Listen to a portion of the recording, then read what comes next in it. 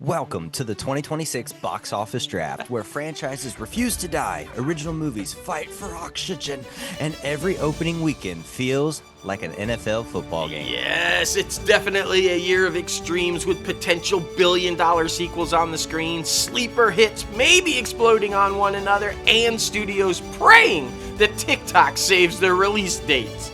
The real question is, will audiences show up for either a spectacle, nostalgia, or anything that feels like they're worth leaving the couch for? Absolutely, and we're hoping so because, remember, contract negotiations are starting next month with SAG-AFTRA and other unions to follow in March and then May.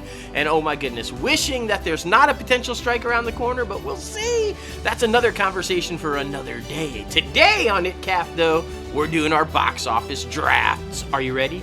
Are you ready? Let's get into it!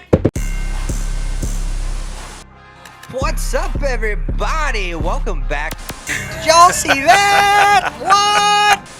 Let's just throw Scream 6 in there for like, it was good. movie. It was really good. The best of the franchise, in my opinion, since the first one. Yeah.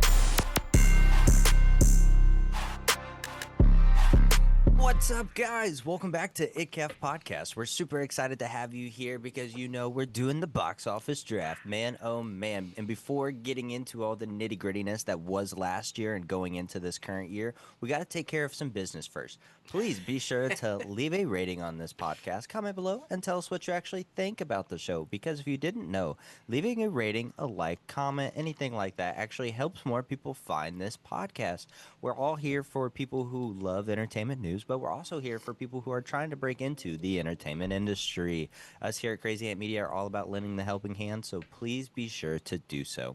And then, of course, you can visit our website, www.crazyantmedia.com, where you can find a little bit of something for a little bit of everyone on our merchandise website, on our film pages, on our podcast pages. It's an amazing year to be alive, man. 2026 is going to be great, and we're super excited to be back in action with everything crazy of Hollywood. That's for sure. And also another piece of tidbit news, if you follow us on our podcast page, specifically on Spotify, Apple Podcasts, Google Play Music, any of those, you might have seen we're putting out more content every single week. There's going to be individualized episodes for Is It Worth It movie reviews, ITCAF podcast, regular scheduled programming, and then you're also going to get our top 5 segments. So we're very excited to be bringing you more content this year on our podcast platform. So if you didn't know, be sure to check out all of the nitty-gritty stuff that we have coming out of the ITCAF podcast profile on our podcast platforms.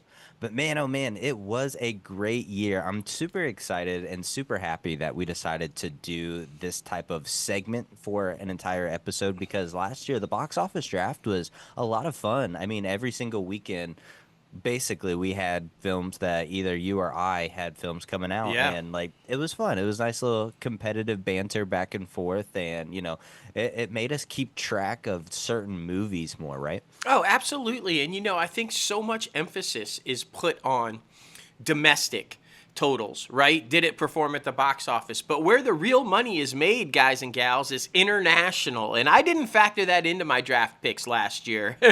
I have not made that mistake this year. I've literally got a whole draft board strategy. I'm taking it like I'm straight up NFL owner right here, okay? But it's important to emphasize because films do really well sometimes overseas and then not so well here. And I think everybody is quick to label them a bomb, even though they weren't, and that they did perform well in other markets and made studios money, even though they might not have performed well domestically, and vice versa. Sometimes they come right out of the gate and just explode domestically and can't make shit overseas, and they end up not making money for the studios.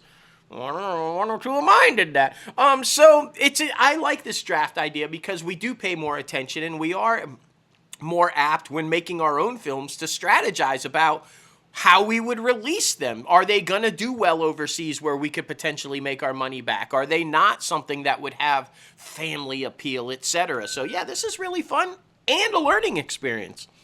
That's right, man. That's right. And yes, I guess we should say who won last year. Yeah. Drum roll, please.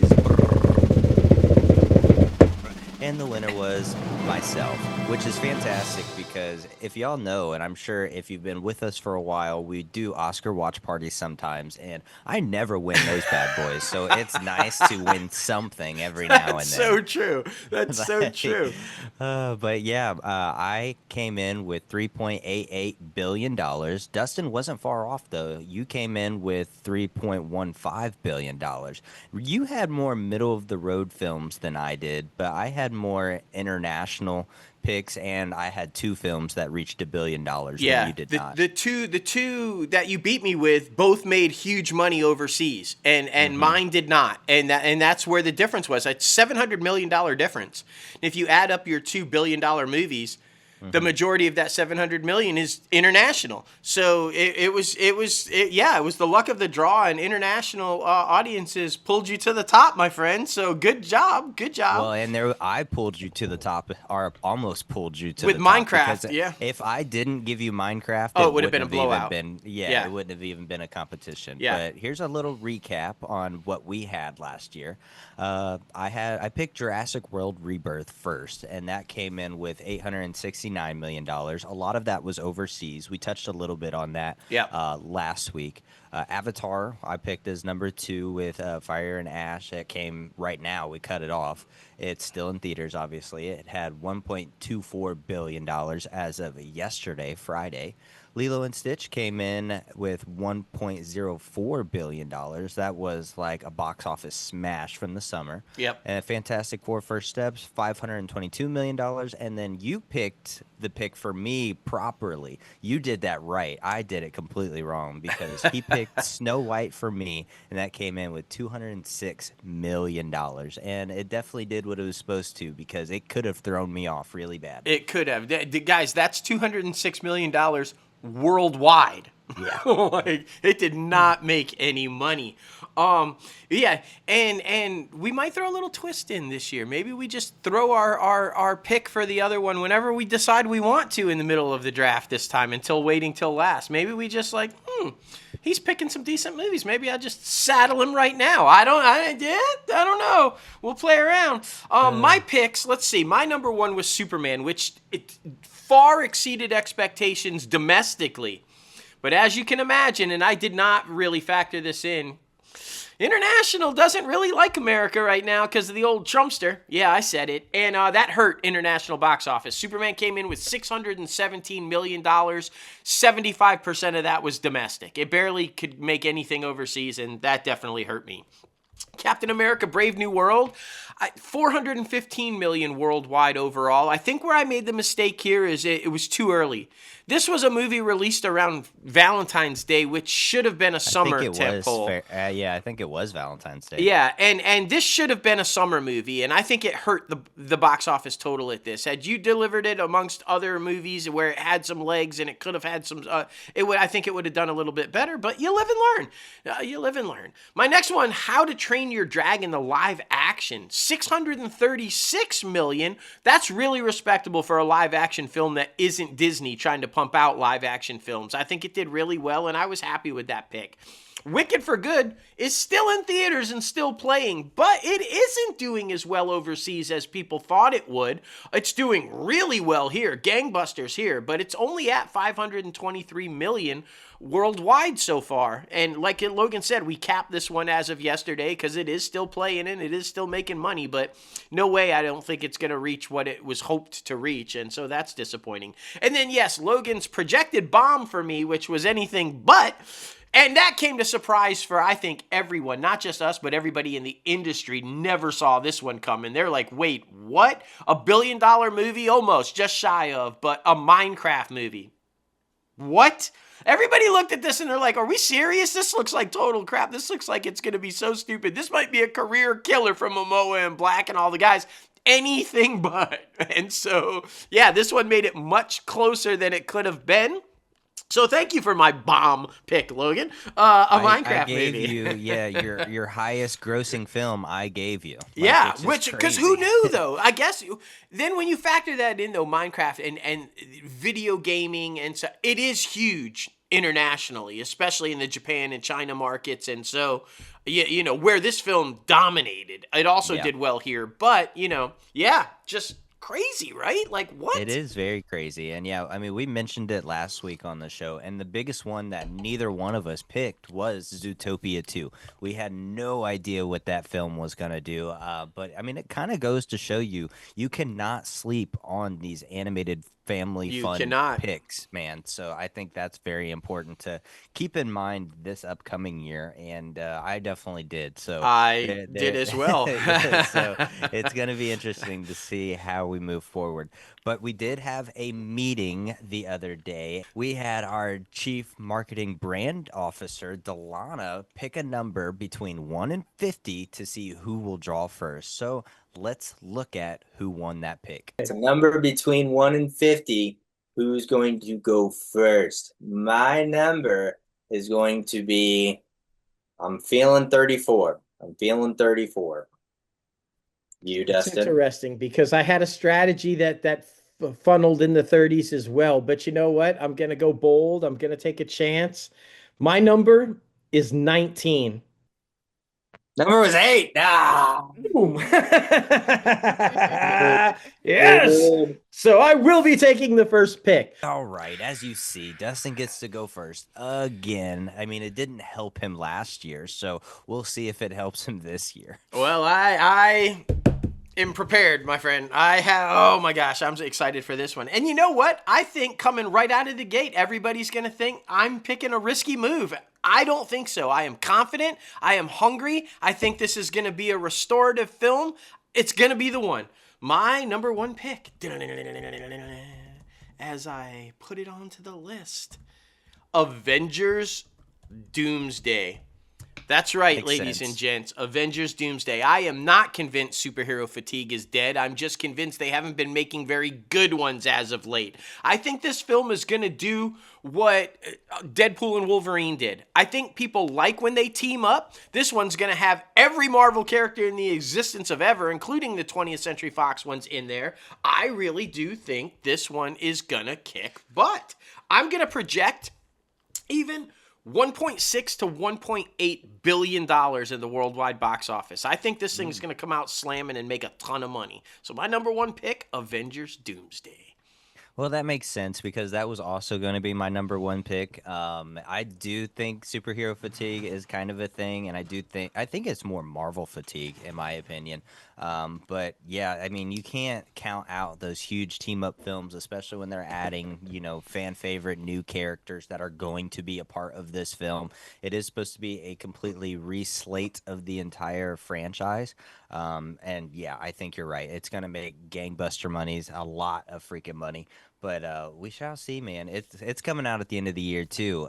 So December 18th, I believe. Holiday legs. Christmas does well. So that's what I'm banking on. It's a risk by Marvel by not putting it in the summer. But the summer, as we've talked about last week and off screen, it's slam packed this year, guys. It's going to be a crowded box office. So maybe that's the decision. I mean, Warner Brothers did the same with Dune, right? I mean, they're thinking that's packed. Maybe we spread this thing out. So fingers crossed.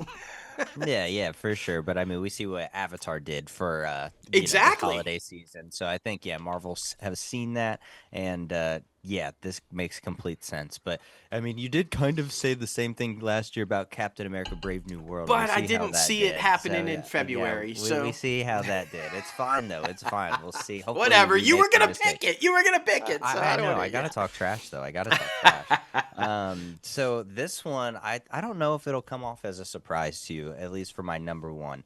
And I'm gonna go the new Super Mario Brothers Galaxy movie. Is it a surprise?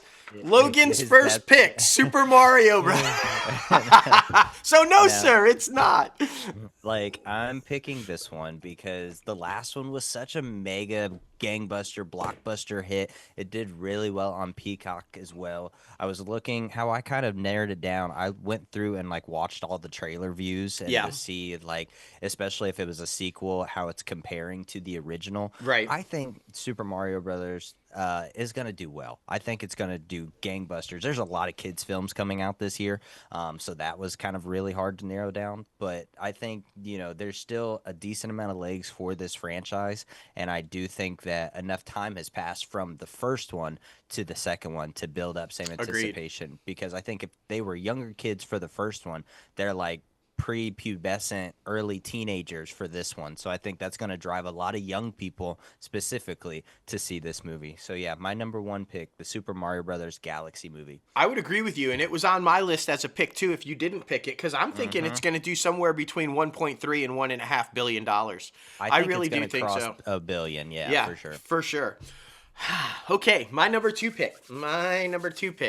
I'm sticking with the bread and butter. I'm sticking with what I think is going to do well. And this one never fails to do well, even when all of the rest of them are struggling. This one hasn't. I'm talking about my boy Spidey. He's never failed to deliver at the box office ever, even when Marvel was struggling. So my number two pick is going to be Spider-Man Brand New Day. I think this has Hulk, this has Punisher, this has him in his new suit, back on the street. It's a totally different genre game than what we've seen in the past, and I think that's going to have people interested. I think they're really going to, and for whatever reason, they love Tom. They show up at Tom's films, so that's why. Spider-Man Brand New Day.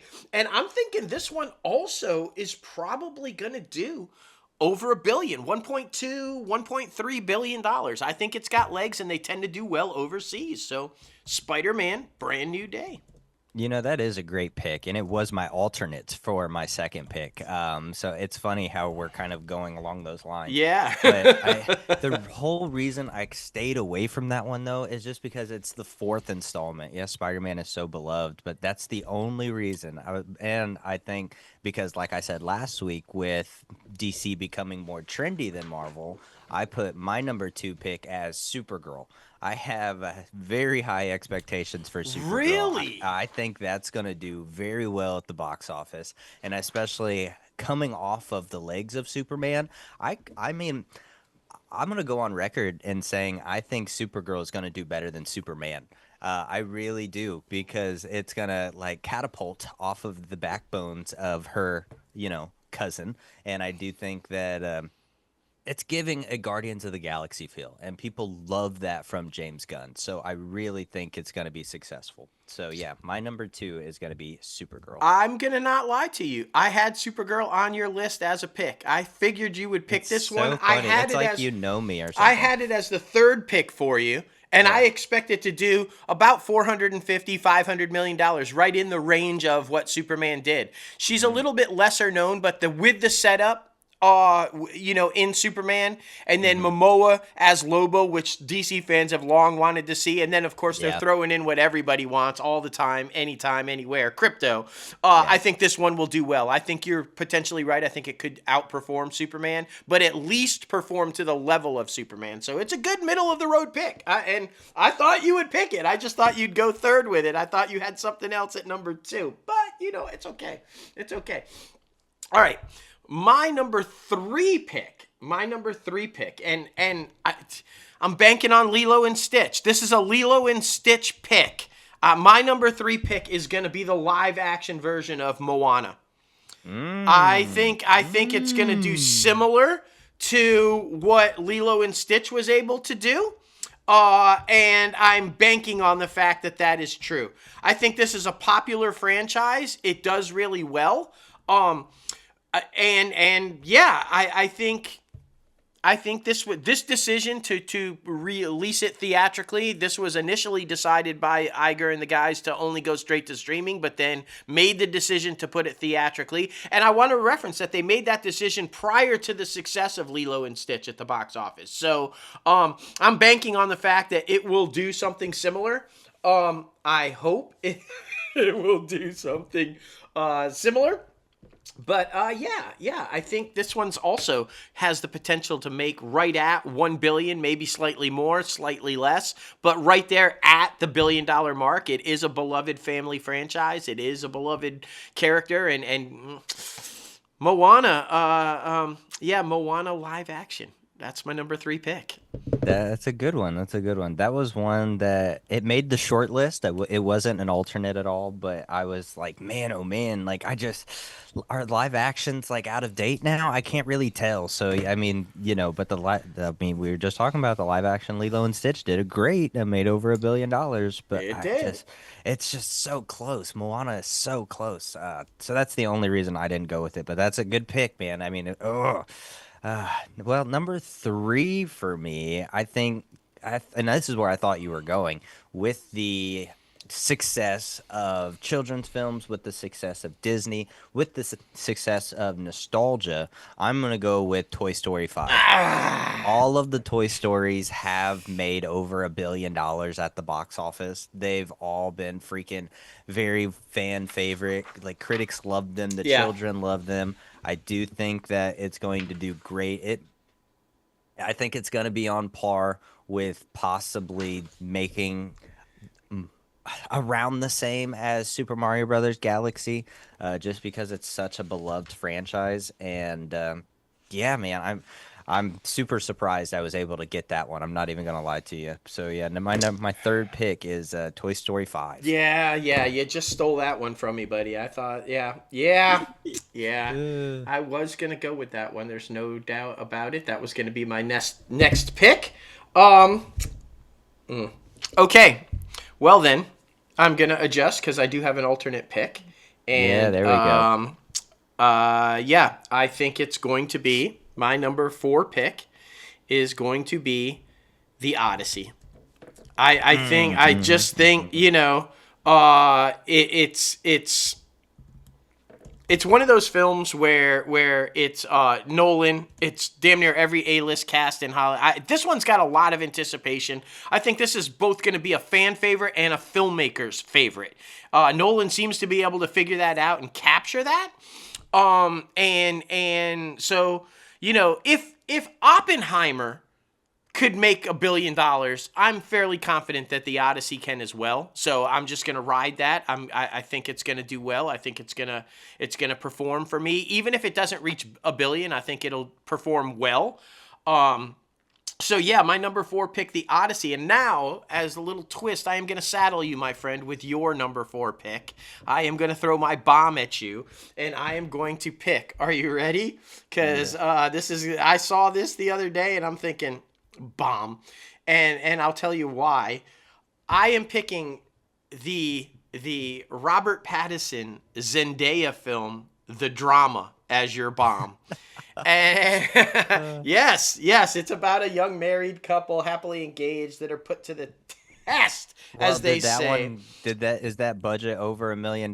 Because that's a question as well. Because it's our box office draft, so we try to at least get budgets that are over $1 million. It is. It's the It two is. stars alone. Come on, yeah.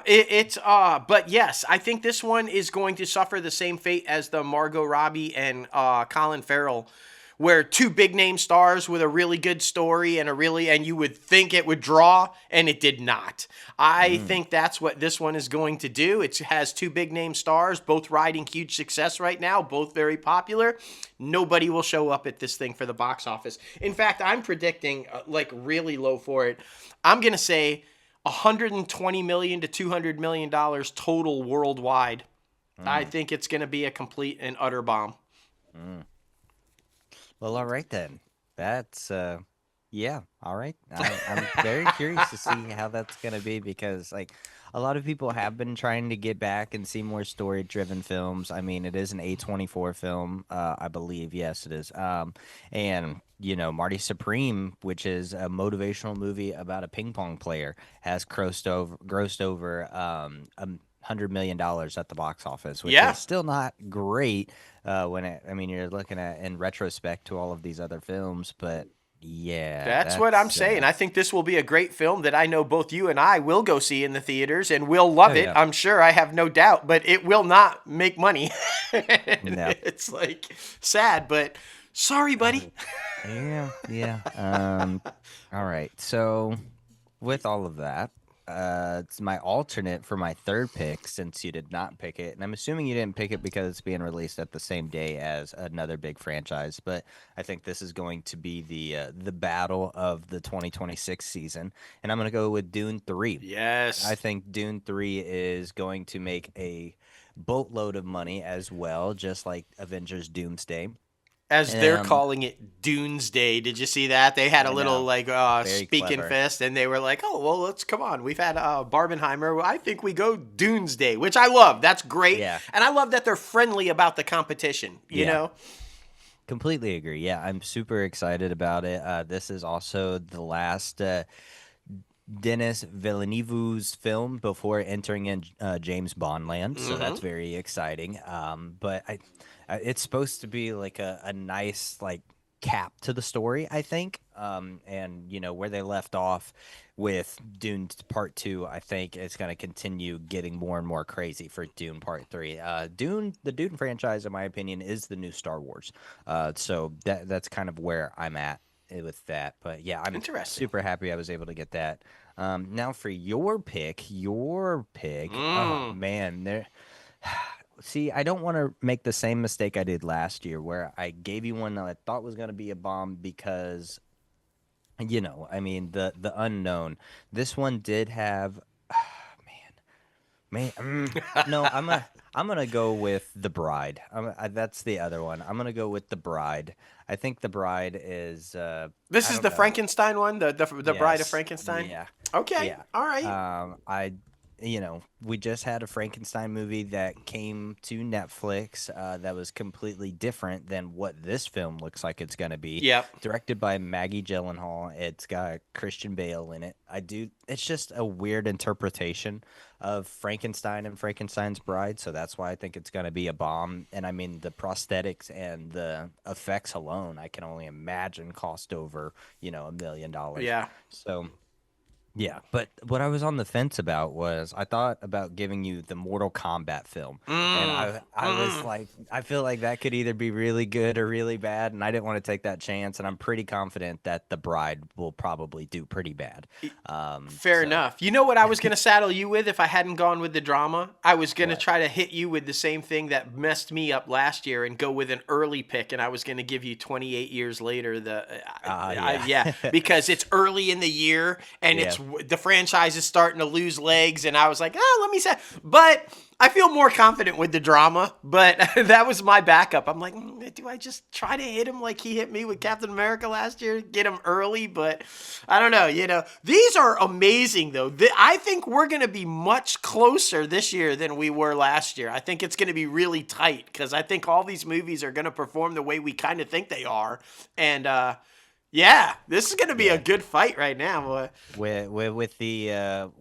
Especially with like two of our big films coming out at the very end, it's going to be very interesting. Yes, it could come down to the very end, and they're literally competing against each other at the same time. So that's going to be very interesting. Other alternates that I had on my list, there was only one more that I had on my list that I didn't pick, but I'm kind of glad I didn't. Project Hail Mary, because I think that could either be really good or really bad. I mean, we've seen Ryan Gosling in the astronaut role before as Neil Armstrong in First Man, and that didn't really do very well, and that one came out in like 2018, 2019. So it's going to be very interesting to see how that one plays. But all the other ones, I really got to pick what was on my list. So luckily I didn't have to vary that hard. I did have Odyssey on the list as well as my fourth pick as an alternate. But yeah, I'm super happy with my picks this year. I am too. And okay, so let's talk some trash. The reason I think I'm going to win this is because I think I have two guaranteed billion-dollar franchises. I do. Oh, I do too. And then I think I could potentially have the third with the Odyssey, and Moana is going to perform extremely well, even if it slightly misses $1 billion. I think Spider-Man and Avengers also. I think out of those three, they could miss $1 billion, but they'll be in the high 800, 900 million range. And same thing. So I'm feeling pretty confident that I and my bomb for you, I feel pretty good about. So if it comes down to that final week between Doomsday and Dune, I think maybe the bomb pick is what wins it. But we'll see. We'll see. I just had to get a little trash in there, but No, yeah, I think the two films that would hold me back would, I mean, the bankability of Supergirl, because that's a shot. Yep. And obviously your pick for me, drama. But the films that would hold you back, I feel like I yours is more bankable. Yours is, I feel like, more in the bag of because it's a lot of established IP and it's a lot of established storytelling with the Odyssey, because I feel like a lot of people, especially layman's people in everyday world, now know Christopher Nolan and his films, and I mean Yeah. that cast. I mean, come on, that cast alone is gonna bring people in, and And then plus you're that's gonna have all the jock people who love like Trojans and Spartans and like that type of And shit. that's what I was going to say. I'm banking on the fact that this film will do massive numbers overseas. That story is beloved overseas. That type of stuff always does well internationally because it's an international story and it's a historic story internationally. So that's what I'm kind of banking on. I didn't want to make the same mistake as I did last year with not having one that I thought could perform well internationally. And so we'll see, man. We'll see. Ones that we left off though, Michael. I stayed away from Michael. Yeah. I think it's gonna do really well, but I don't. It's a shot, man. It's a shot, especially with it being that third act being ripped to shreds and completely started new. Without That's doubt. why I kind of stayed away from it. I also stayed away from Hoppers, because I do think that Pixar is going to regain some of its success this year, but I don't know money wise with a new established or new unestablished IP. Minions 3, Minions 3, stayed away from that one. Scream 7. Scream 7, Disclosure Day, Steven Spielberg's Yep. new Alien movie. Yep. Mandalorian and Grogu, that might be our biggest drop that we didn't pick. The Cat in the Hat. Maybe, maybe not. Could be a hit. Could be a miss. That one, yeah, I really feel like it's either going to be decently successful or like just a bomb. as Smurfs bomb. Yeah. Yes, yeah. But I do want it to be good because, I mean, kids nowadays like that new Benedict Cumberbatch Grinch. And No, I mean, that's true. We didn't like it, but it seems to have that kind of same vibe as that one. Yeah. So that's going to be very interesting. But overall, we really took the same outlook on how we were approaching things. The only one I stayed away from that was on your list is that Moana live action, but it did make the short list over here. But yeah, I mean, were any of mine on your list as well? I know you had to choose an alternate. Yeah, after Toy Story 5. I did have Supergirl on my list as like my weakest pick, but because I agree with your assessment of where you think that's gonna go. And I had Super Mario in case you didn't take Super Mario. So yeah, you did have several of mine that I had as alternates for my picks. So but yeah, and the weird thing is because I put a lot of time and strategy into this one. I really wanted to take it like seriously. Yeah. And I think you are the same as what I'm about to say. I anticipated really well what you were going to pick. Yeah. So you didn't have any real surprises. The order you picked was a surprise, but all of the films that you picked, I anticipated you were going to pick. So that's how I had to develop my strategy is, okay, here's what I think or know he's going to pick. How do I counteract that? And that's how I chose to pick what I picked. So yeah, interesting. It's gonna be a good one, my friend. It is. And I mean, yeah, Avengers, I think that was inevitably either one of ours first pick Had to if be, we had right? the options. Yeah, like you couldn't. But I mean, also, again, like I have two children's films on my list. Yeah. And you have the one, so I feel like that could possibly give me an edge. But there's so many different like routes and scenarios with this one. Like it's crazy. I definitely feel like you're right that it is going to be closer than it was last year. The danger that I have in my pick, and I agree with you, closer than ever than even we could have dreamed of for last year. I think the danger in my picks is that I feel like I have two that, and it's going to be my top two picks, that could come out just slamming in the first weekend, potentially second weekend, and then drop. because that's what they tend to do. They come out slamming and make all the money in the first and potentially second weekend, and then they drop fast. But I do have a couple that, like Lilo and Stitch, I feel like could have long legs, and that's the Odyssey and Moana. I feel like those are ones that come out and have strong opening weekends and then just continue that performance. And I'm hoping that propels, or props up my first two if they die quick, that it makes enough long-term money to hold the other two up. So we'll see, man. We'll see. Yeah. But yeah, I'm super happy with this. This was fun. Definitely like it. I think it's going to be a fun year, especially for films. But I mean, there's a lot of good films coming out this year, which I think, hopefully good films. I should say, hopefully good films, because there's a lot of chances. I feel like there's more risk being taken this year, which leads us to our top 5 segment, which is most anticipated films for 2026.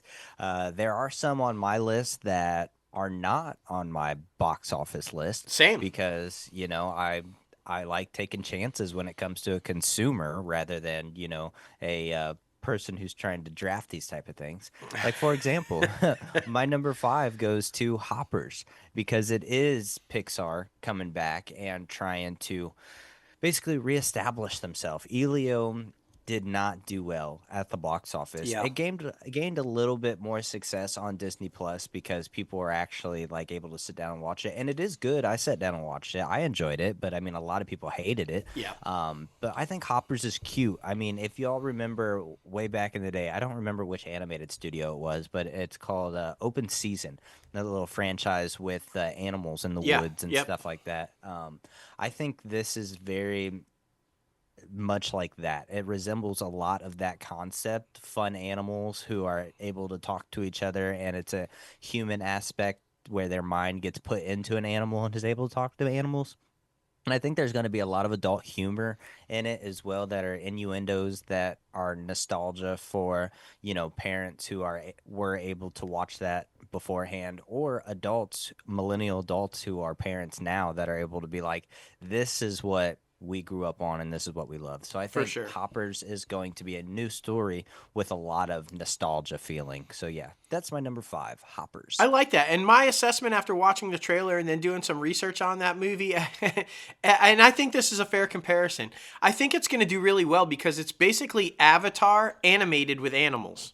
It is, yeah. Right? Like that's a fair comparison, am I not? Right? So, and people love that story. So I think, I'm excited to see this one too. I think it's going to be a lot of fun. My number 5, it's already come out. It was right at the beginning of the year, and I've already seen it. So clearly it was much anticipated for me. And that is This Thing On? With Will Arnett and Laura Dern and Bradley Cooper on a day. I loved it. This is, if you guys have been following us for a long time, listening to the show a long time, I am a drama-driven, dialogue-driven, character kind of guy. It's the filmmaker that I am. It's the type of movies I like to watch. It's the ones I gravitate to, and this is it.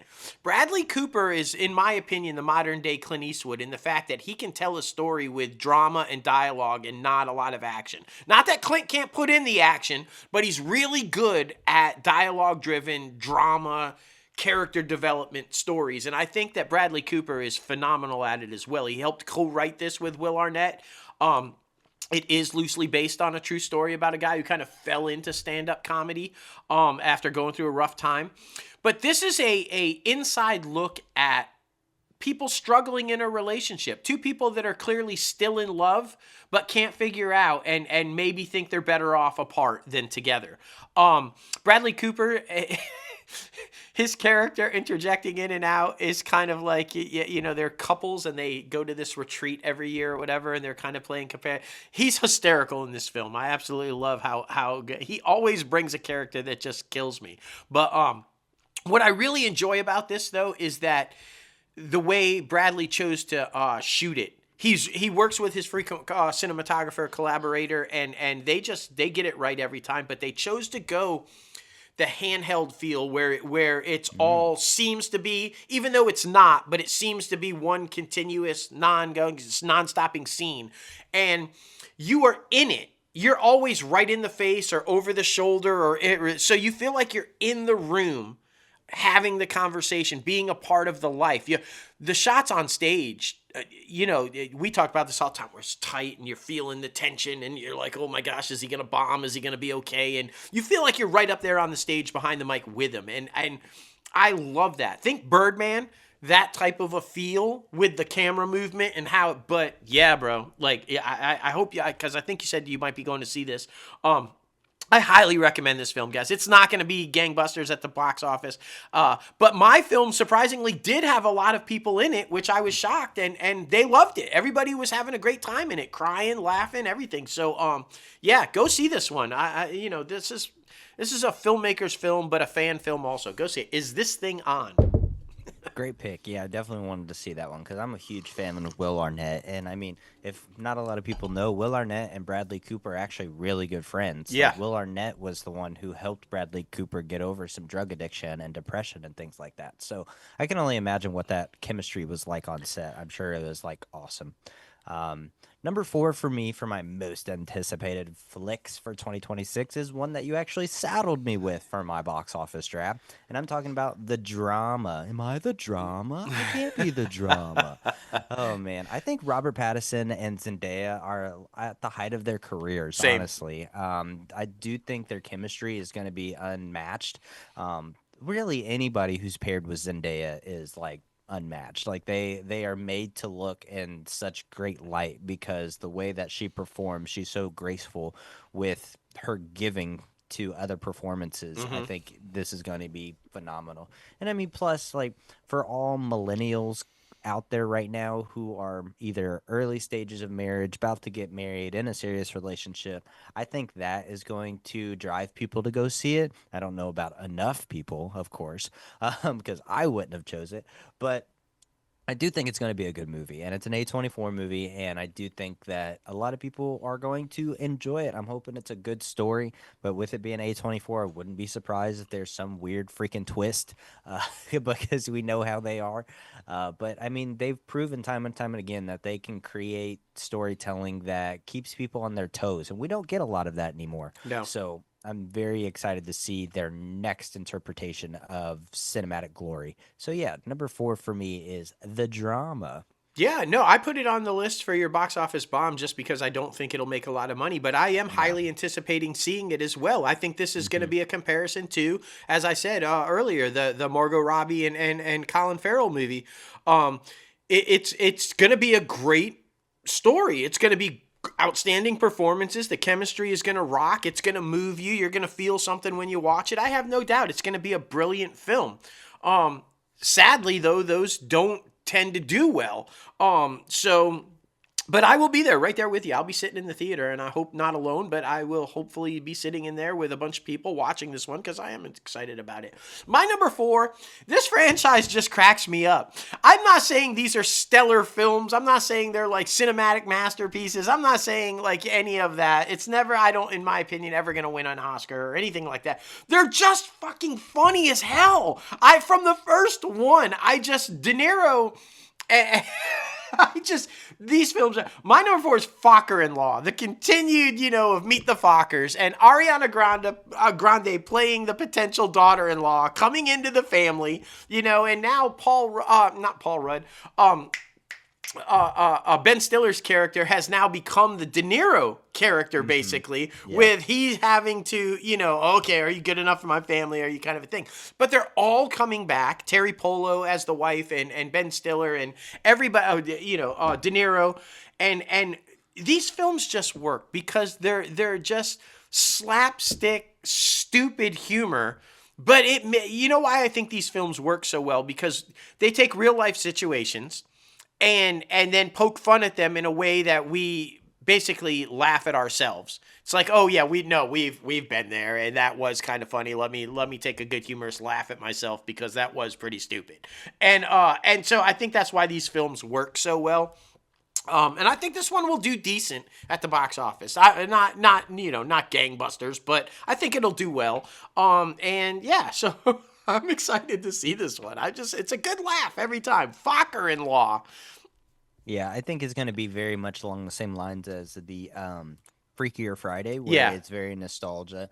I do think Devil Wears Prada 2 is probably also going to have that same success. Yeah. And so Another one we both left see. off.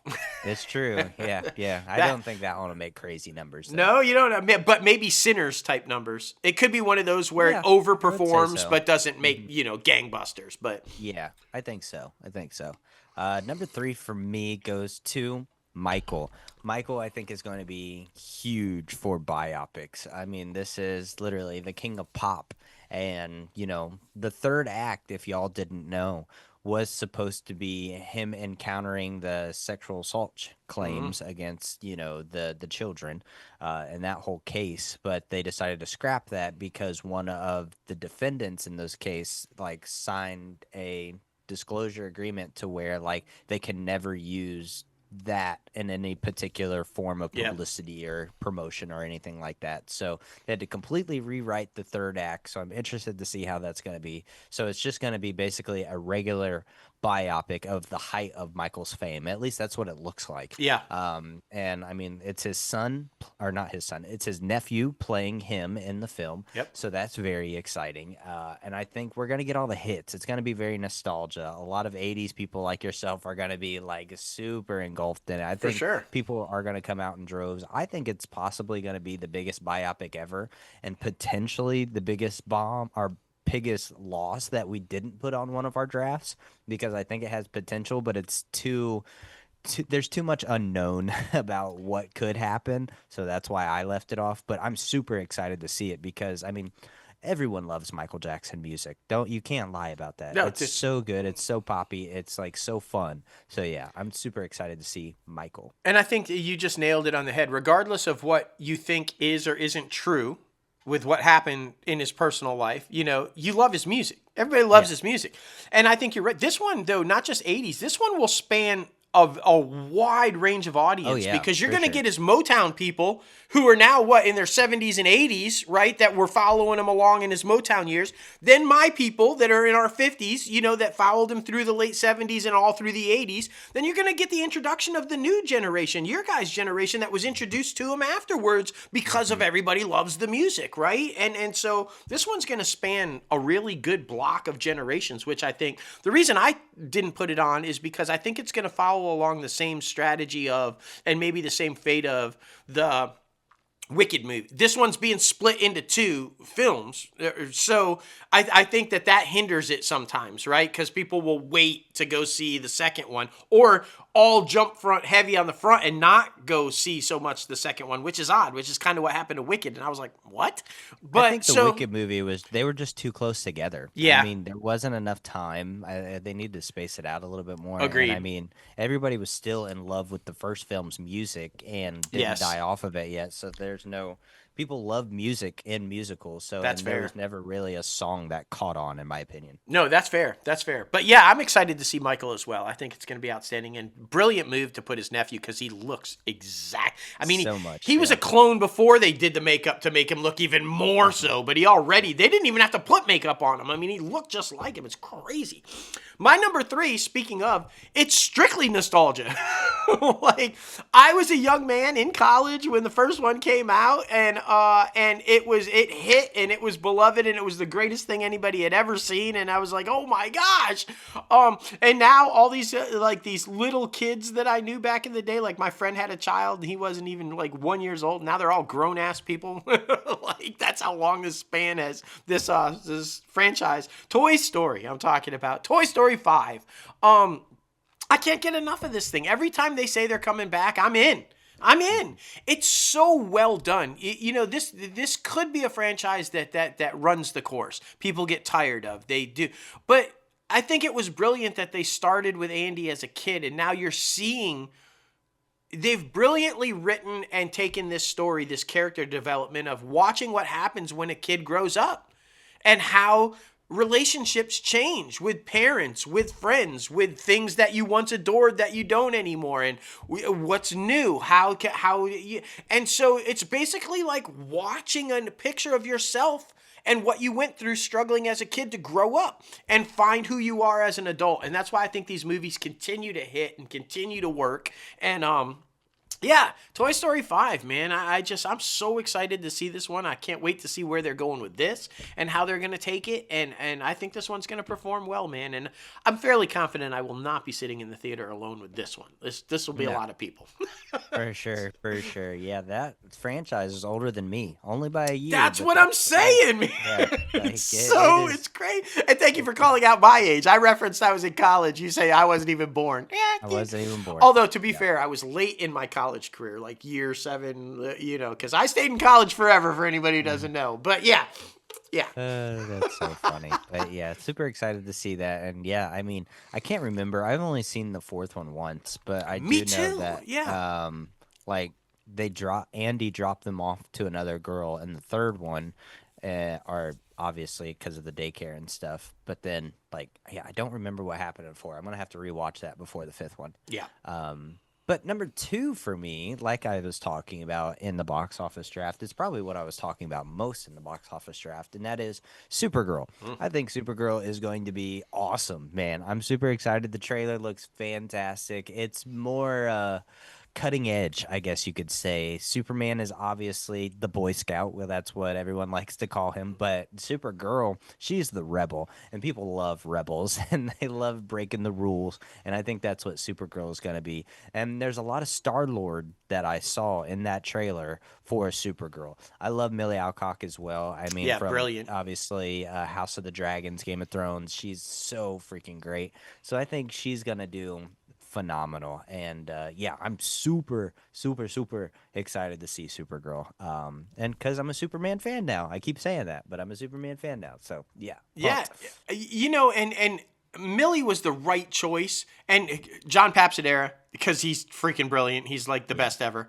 But she was the right choice because she is capable of pulling off that hard-edged rebel, ruthless when I need to be. Anybody who's seen her in House of the Dragon. But she's also completely believable as soft and vulnerable. And you need that in Supergirl because that's what inevitably that story ends up being for anybody who's familiar with the comic that they're using as the source. So yeah, I think I'm super excited for this one. I think they're building something really special with DC, and I'm fairly certain that this one is going to set up World of Tomorrow, Man of Tomorrow, with Doom, with Brainiac and all that kind of. I'm almost certain that's what this is, but it's gonna be great. Gonna be great. My number 2. Duh. It's in my draft. It's number 1. It's like, I really do feel like that because this is one of the greatest storylines in comic book history, in my opinion. It's Avengers Doomsday is my number 2 pick, and it is leading directly into Avengers Secret Wars, which is basically every single Marvel character in the existence of ever having to come together initially to fight, but then work together to survive. And by the time this storyline is over, we will have one definitive MCU universe. We will know who's left and who isn't. None of these multiverse, none of this. And it's cleaning house, as the Russo brothers said. This is a hard reboot, a hard reset. I've always thought the Russo brothers got it right. They know how to tell these stories. They know how to engage with the fans. They know how to drive the characters in a way that you feel for them. I think this is going to be huge. And there's a twist. Everybody's talking about, is Downey really Dr. Doom or is he not? Is he going to be both Dr. Doom and a variant of Tony Stark? Is Tony Stark Dr. Doom? There's so many different things, and all of those could be correct or not correct. And that's the brilliance of the Russo brothers. They know how to build suspense and tease, but they give you the answers. Like, Infinity War gave you the endgame answer in it. If you just got to pay attention. The Russos are so classic, and that's why I'm so excited about this one. I cannot wait to see this and see how it sets up Secret Wars. And my only piece of advice, and then we will move on quickly. My only piece of advice, Mr. Russo, if we do not see the Hulk holding up the mountain range and Reed Richards just blasted him to piss him off so he gets stronger and stronger and can hold that shit up and not everybody's crushed, epic fail. It's one of the most brilliant comic book panels ever. It's one of the most brilliant moments where Reed just starts hammering Bruce about how fucking stupid he is and he's not the same level of intellect to get him to get mad, to get stronger, to hold up that mountain. Please put that in the fucking film. Please. That's all I'm saying. That's so funny. Yeah, I'm super excited about that one as well. It's just gonna be like, I feel like character star packed. It's gonna be crazy. Yeah. I'm interested to see how they're gonna balance all of that. They did pretty well with Endgame and obviously Infinity War, but this is gonna be bigger and it's gonna be crazy. You think they're going to try to balance like the same way they did with Infinity War and Endgame, where they kind of like split, where they focus heavily on a certain group in Doomsday and then more so on another group in Secret Wars? All of them in it, obviously, but you know, I don't know. I think that it's probably going to be balanced in that way. Yeah, I'm hoping so. Anyway, to where like maybe you're focusing more on the older characters in Doomsday and the newer characters meeting the older characters in Secret Wars. I don't know, but yeah, it's going to be a lot. I feel like a lot of people are going to die in Doomsday, like Infinity War. Yeah. It's going to set up the reintroduction of who will be moving on and who won't. I feel like that climactic end at Doomsday is going to be a shit ton. Will we see Peter crying again? Right. You know, it's like, but I feel like that's what's coming. It's literally called Doomsday. I feel like we're going to see a lot of deaths in this film. Exactly, man. Exactly. Well, number one for both of us, just because we are such big fans of the art of storytelling. We are such big fans of this particular director. It is the Odyssey. The Odyssey being number one for both of us. I'm super excited about it, not only because of the star-studded cast, but obviously, I don't know. This type of story draws men in my opinion. Yeah. We love the Roman Empire. We love the Spartans. It was just like peak male masculinity, I feel like. And I mean, I gotta say, I'm like a really big fan of Matt Damon. Matt Damon puts out some really good movies, and he's a freaking solid actor. Oh, like he gets kind of like roped in with Affleck's antics every once in a while, but Matt Damon is very freaking solid, and he's funny too. Like he's really freaking solid. But I think this story is going to be epic. I think it's going to be a ride that we really haven't been on in quite some time. So I'm super pumped for it. Wholeheartedly agree with everything you just said, and yeah, I really like, because I think for such a long time, Damon and Affleck were tied. Right. And they were trying to do the similar things. And I'm so glad they both realized I'm a better actor. I'm a better director. Let's go our paths, but still find a way to work together. And it's clearly benefited both of them because Matt is the better actor. I'm sure he's a great director too, but he's clearly a phenomenal actor. And Ben, a good actor. I'm not saying he's good, but phenomenal director. He knows how to tell a story. And so I like that. But yes, I agree. There's a reason why I think John Papsadera and Christopher Nolan picked Matt Damon. He's totally believable in this role. And then they said, oh, do you want me to beef up? And they're like, no, we want you lean but vulnerable. Because that's what Matt is going to bring to this character, I think. A guy that could whoop your ass but also is vulnerable. And so it's going to be brilliant. And yeah, I agree. And Johnny Bernthal. Enough said. Yes. Anything Johnny Bernthal is in, I am there. Always. And I guarantee you the scenes that he's in, he's going to steal them. He's going to steal them because that's what Bernthal does. But super excited for this one. And Tom Holland and just like all these, like what? It's amazing. It's amazing. It's going to be incredible. So yeah, the Odyssey. I'm right there with you, man. I think it's going to be epic. Literally an epic. Yes, for sure, for sure. Notice how both of us left off, this is going to be like the interesting one as well. Disclosure Day. Like I don't know, man. I know. I don't know about alien flicks anymore. I don't know if I'm interested in that, at least right now. Yeah. So yeah. But anyway, what's y'all's most anticipated film of 2026? Please let us know down in the comment section. Be sure to @ us on Twitter, Threads, anything like that. We love the fan interaction. There's a lot of good movies coming out in 2026, and we want to know what you're waiting on. That's for sure. But now we're heading over to the box office recap, where Avatar: Fire and Ash is still dominating the box office with $21 million. Primate, which I've heard people actually like. Yeah, which just... What? This is weird because the trailer looks so freaking goofy. Came in with $11 million. Yeah. The Housemaid also came in with $11 million. So good. so good. Sydney Sweeney, Amanda Seyfried, and so many others. So be sure to check that one out. Zootopia 2 still doing amazing numbers at the box office with $10 million, and then Greenland 2 Migration with $8.5 million. So yeah, man. New movies coming out this week. 28 years later, The Bone Temple with what's his face? Dude from Conclave. I Yep. love him as an actor. Charlie the Wonder Dog. Night Patrol. All You Need Is Kill. And Signing Tony Raymond. You might be able to see those in select theaters near you, so be sure to check your show times. Movies you can still go see right now. Song Sung Blue. Yes. Is This Thing On?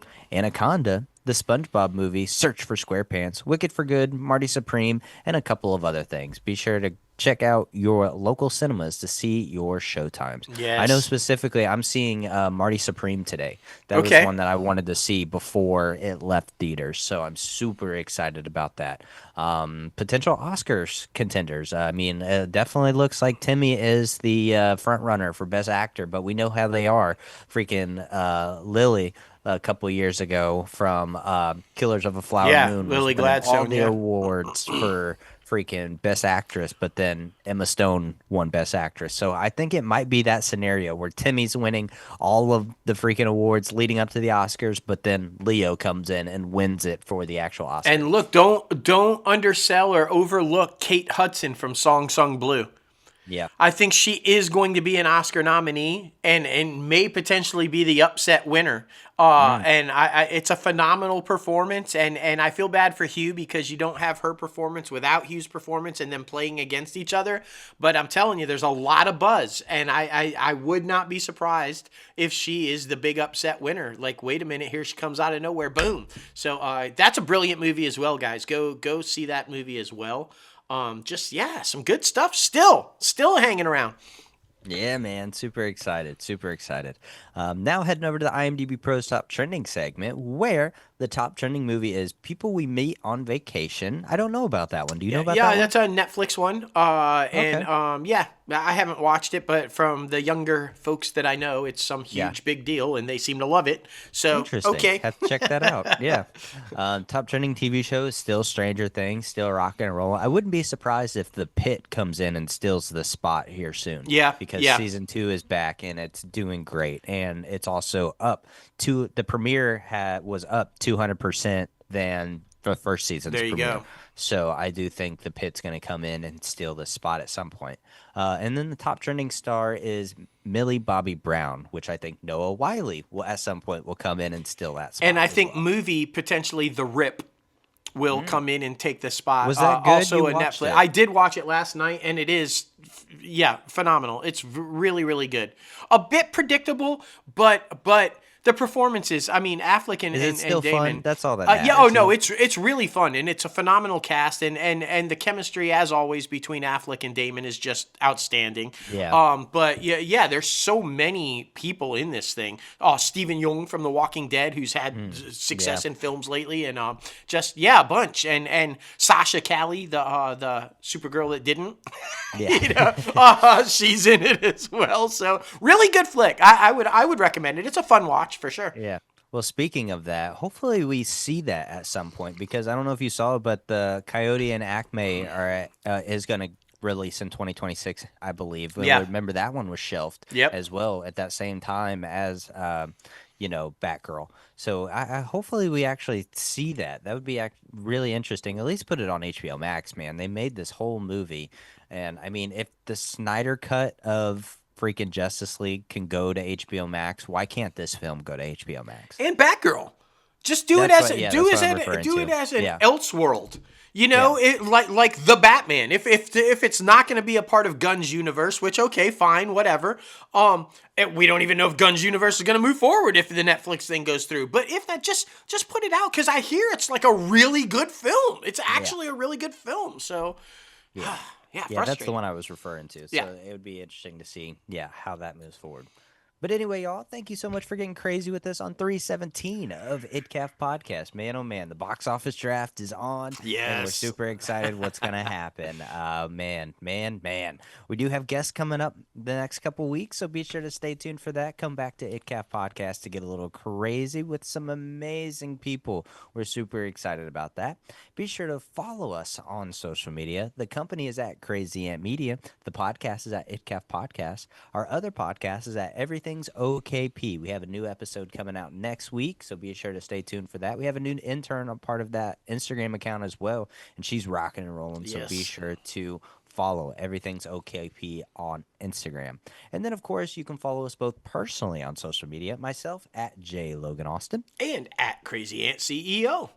That's right, man. That's right. And you guys know you can subscribe to this podcast anywhere you listen to your podcasts. We're on Apple Podcasts, Spotify, Google Play Music, iHeartRadio, Podbean, Stitcher, and, of course, on YouTube. Be sure to hit that like button below, subscribe to the channel, and ring the bell for all the latest and greatest notifications. And, of course, like I said earlier, on podcast platforms, we are now putting out content 3 times a week. So be sure to subscribe to our Spotify, our Apple Podcasts, or anywhere you listen to your podcast, because you'll be getting more crazy coming from Crazy Ant Media on the ITCAF Podcast profile. Yes. That's for sure.